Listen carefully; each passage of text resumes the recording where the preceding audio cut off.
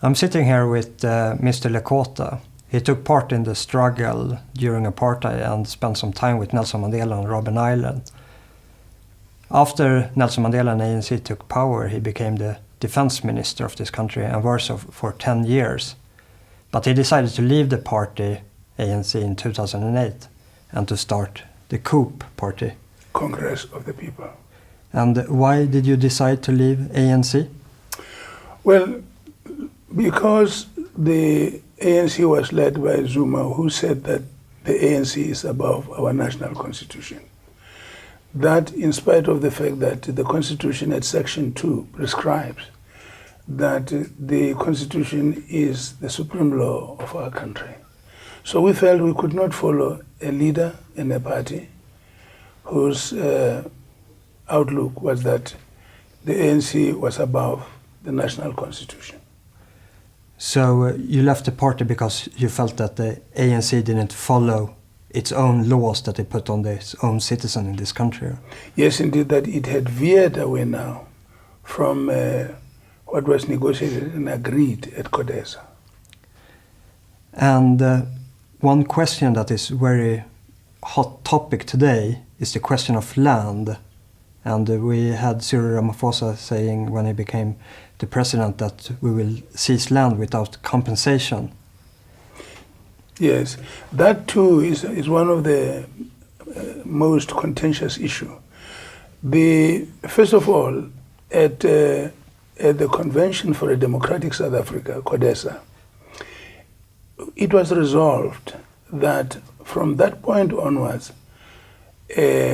nobody would be restricted to any part of South Africa, which meant that the African section of the population, which had been confined until that point in time to 13% of the land, could now live anywhere in South Africa and own property anywhere in South Africa. That you will find in Chapter 1 of the Constitution, which says that the Republic of South Africa is one sovereign democratic state. So this reform, would you frame it as unconstitutional? It's absolutely unconstitutional because Chapter 2 of the Constitution of our country, which is the Bill of Rights, prescribes that no one may be deprived of their property. Although expropriation of land is allowed by government, to be done by government, government can only do so on subject to compensation. Now, let me just complete my point that when we pass Section 1 and Section 3, which gives all South African a common South African citizenship, it also underlines that all citizens are entitled to the rights, privileges, and benefits of citizenship. The outstanding issue was how to correct the ills of the past, the violations that had been done. And that is provided for in Section 25 of the Constitution, which prescribes that people who had been robbed of their land or by the previous racial government are entitled to restitution of their land if where they have title deeds to prove that, and so on. But secondly, because Section 25 commits the nation to reform and redistribution of land in South Africa, which means that the majority who had been confined to 13% may now be given land by, first of all, land that is in government hands, which is the majority of land.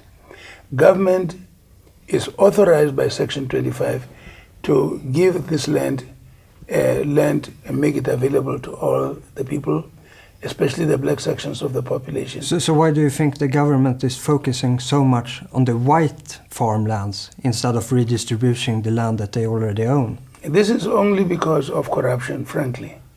Because there are people in government today who are targeting enriching themselves, who want to be rich immediately. Yeah. And so they don't want to start by educating the populace, especially in the fields of agriculture and so on, so that when you give the black sections the land that is in government hands, they now have the capacity to work that land and systematically and steadily, raise themselves out of poverty. Yeah. And one thing I want to get at is that it was Julius Malema, the president of EFF, that put forward this motion of constitutional change that the ANC later voted for. And how do you see the cooperation between this extreme far-left party of Julius Malema and the ANC?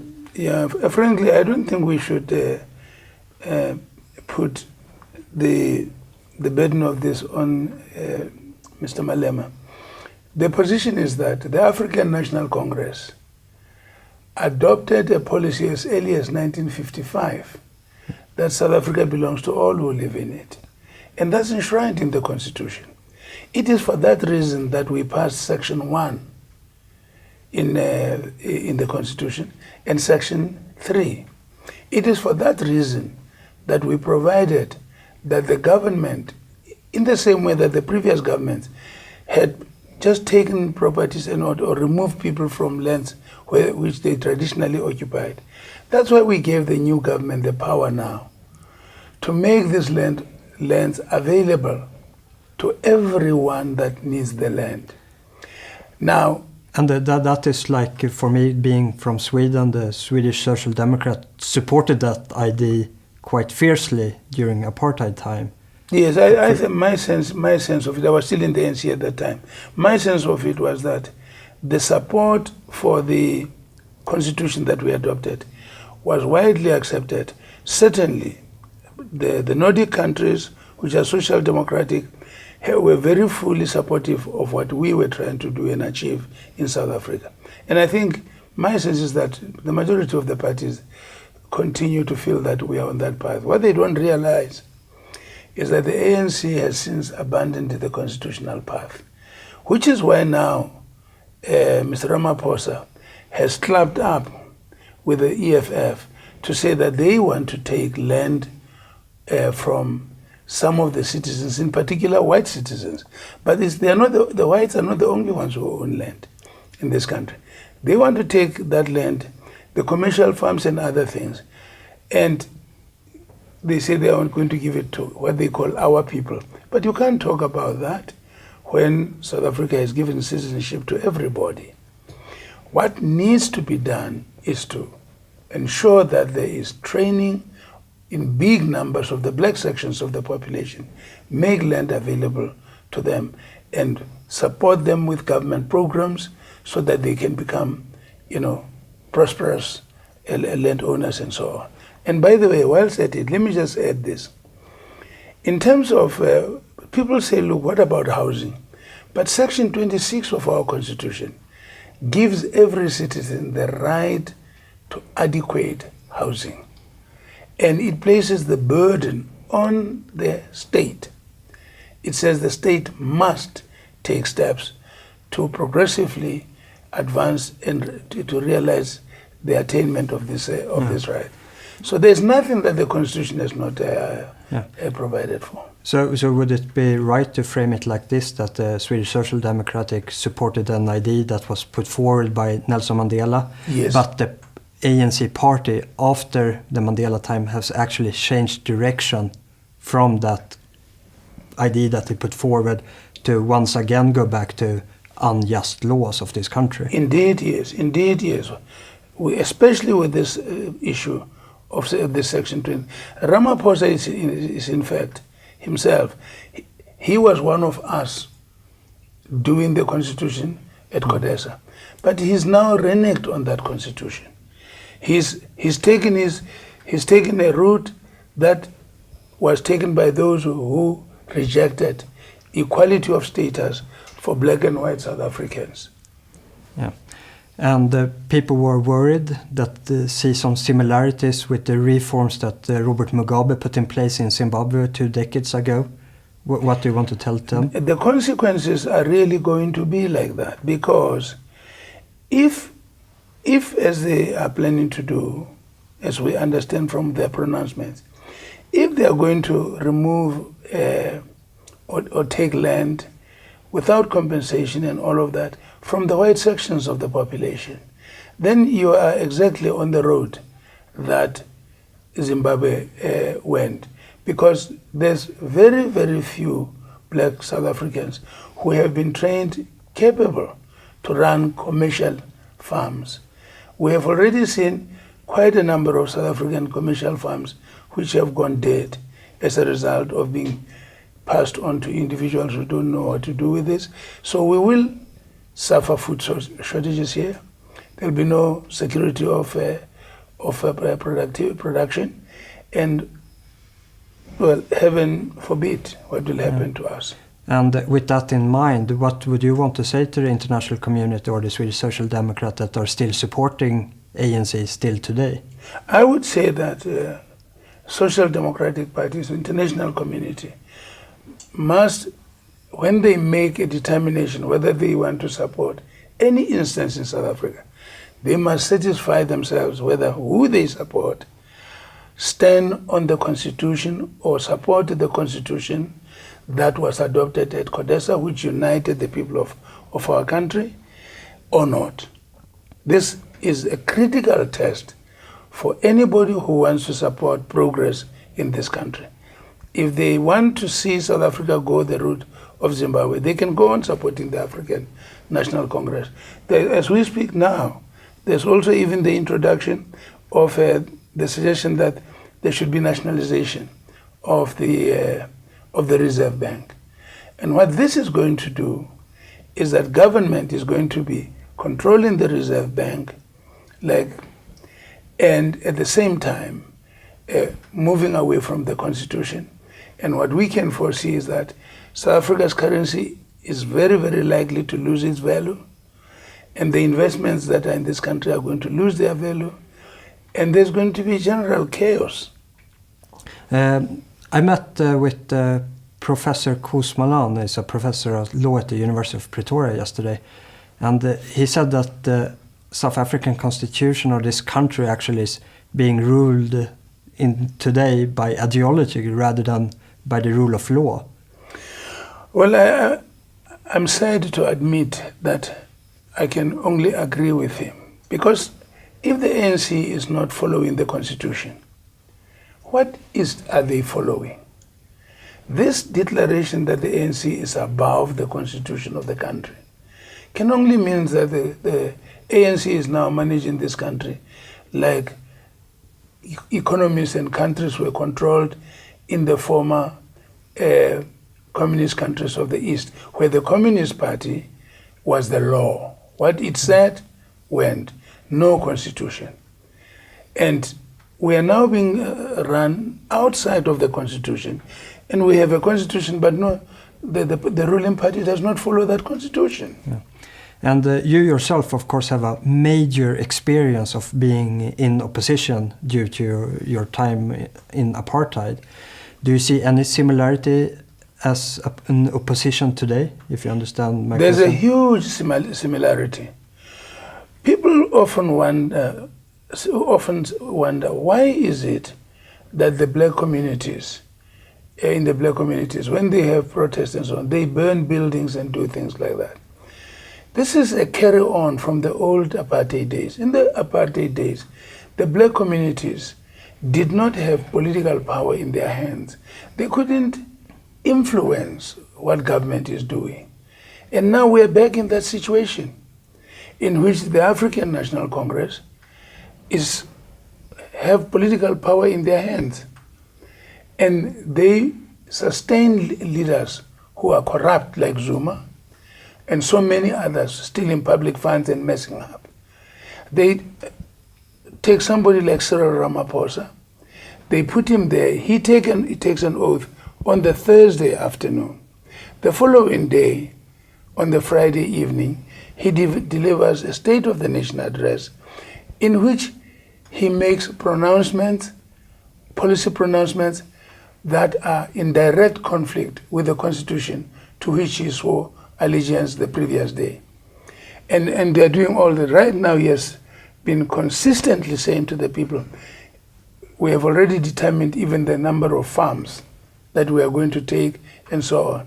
Parliament has not made any decision that it is amending the constitution.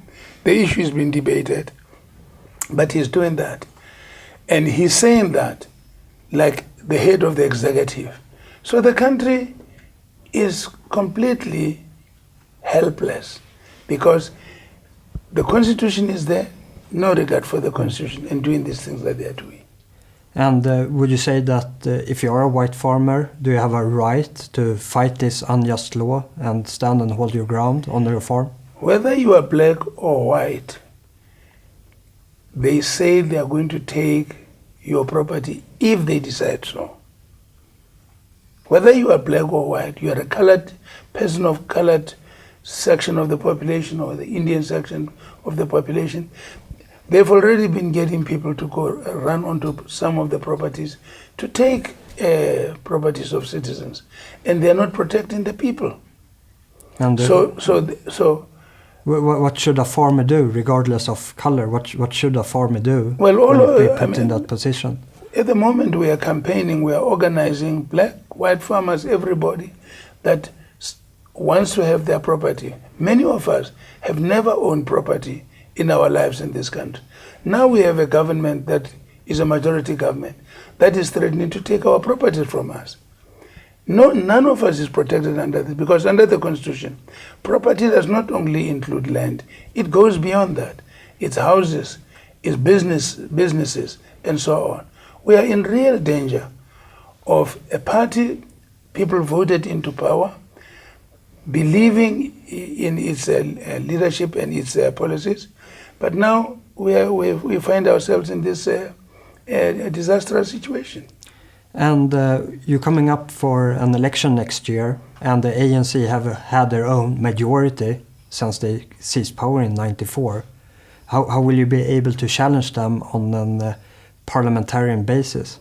Well, we are mobilizing support across the board, all walks of life in South African society, all the people that support the constitution, to vote in support and in an attempt to protect the constitution, to put in power men and women, political parties, if necessary a coalition of parties that commit to faithfulness to the constitution and the rule of law.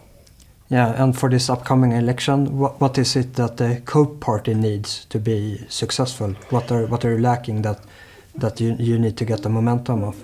Yeah, well, first of all, policy support, but even more important, where it's possible, we would be very, very grateful to get all kinds of support, material support, so that we are able to campaign. Because in fact, as things stand today, the ANC even uses public funds, public facilities, budgets of departments to strengthen its hold on the state. And they give many people of our country are now on grants. They give them this money, food parcels, and persuade them to vote for the ANC on the basis of those things. That kind of bribery that the ANC is using needs to be countered. And we think that the international community should also look with a critical eye on this kind of thing and try and strengthen the voice of reason, the voice of the support, which so many nations celebrated when we achieved that constitution under the leadership of President Mandela. But South Africa will be lost to the people of South Africa and to everybody if the ANC under Cyril Ramaphosa and others is allowed to overthrow this constitution. Do you think a suitable answer from the international community, if ANC continue to disregard the constitution, would sanction be in its place? I don't know what the future is going to be. We are optimistic and we hope that in the coming elections we will be able to muster a majority behind the opposition parties of the country who will restore our constitution to its rightful place. If that did not happen, I'm afraid that we may well be going in the direction in which Zimbabwe went. And of course, we know how the international community responded to Zimbabwe. And that, even if they do it, it will be a bit too late. Yeah, because if you look at the international community response to Zimbabwe, it didn't really have any real effect due to the result. Yes, the whole thing is that it didn't avoid the fact that Zimbabweans suffered starvation. Many of them had left their country, and to this day, they are trying to pick up the pieces now, trying to correct what they did at that time. But here, our government is seeking to go exactly in that direction. Yeah, it's quite scary. Yeah, it's a very, very ominous. And before we run up this interview, is it anything last points that you want to make?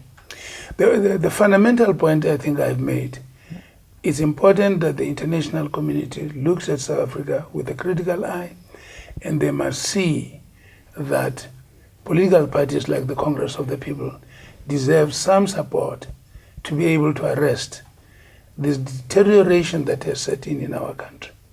And I thank you for this opportunity.